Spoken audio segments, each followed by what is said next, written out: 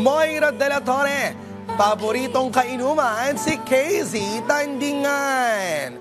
Sa media launch kung saan inunsya ni Moira or si Moira bilang first ever brand ambassador ng isang Filipino sangria wine brand.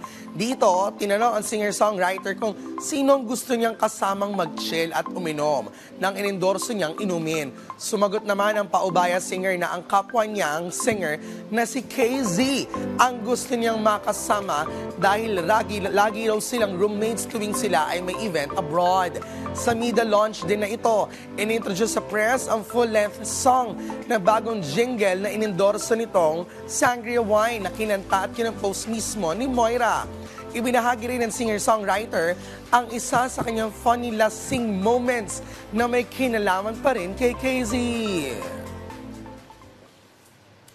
Sabi ko po kay KZ, 4 years ago nung nag-ASAP room po kami, sabi ko, ako bahala sa'yo, aalagaan kita. Inom tayo. Ending po, siya nag-alaga sa akin. Kakagaling ko lang po ng Milan. And